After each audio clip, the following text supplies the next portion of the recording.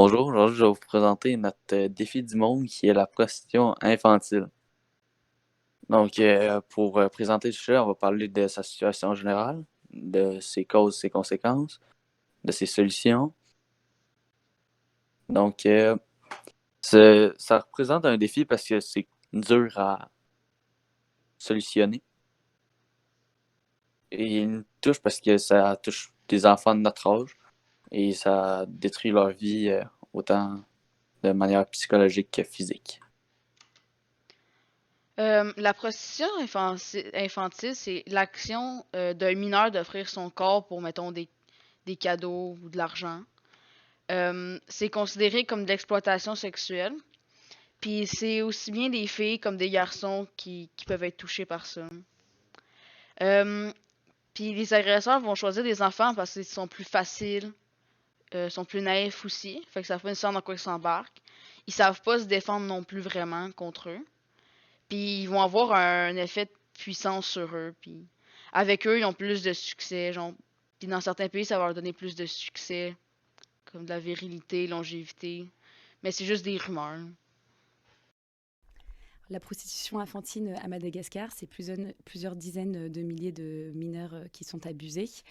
C'est un phénomène qui regroupe une prostitution dite de survie, qui est vraiment une prostitution dans les très bas quartiers pour pouvoir se nourrir avec le prix de la passe à environ entre 1000 et 5000 arias, donc ce qui représente autour de 1 euro.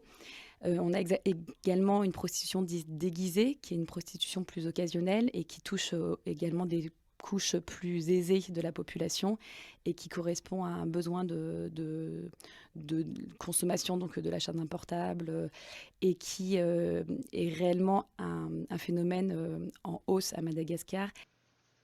Donc, la situation de prostitution infantile, ça passe partout dans le monde. Mais il y a quand même des pays qui sont plus touchés, dont les pays pauvres. Mais c'est pas parce que les pays pauvres sont plus touchés que c'est nécessairement seulement eux qui sont touchés. Donc, il y a des pays aussi qui sont plus touchés par. Il y a plus d'hommes qui y vont, et il y en a d'autres, c'est plus les femmes qui y vont.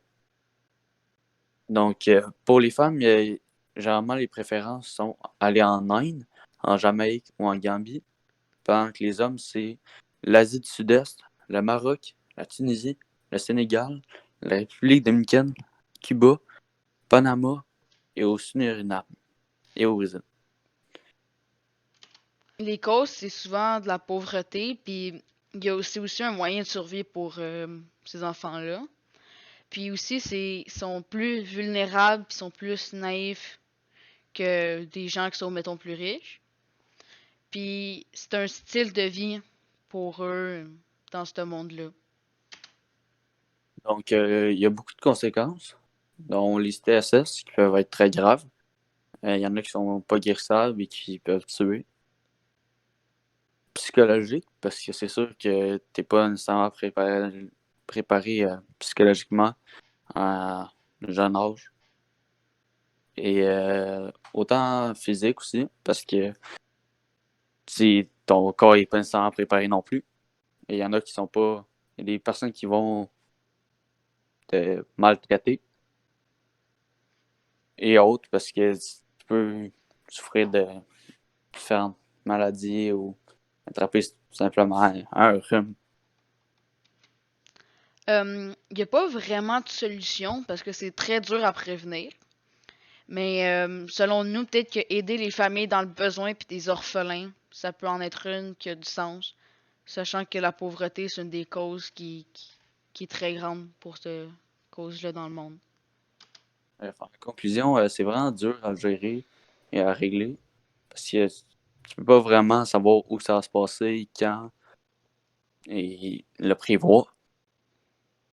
Donc, les solutions, c'est vraiment dur à trouver.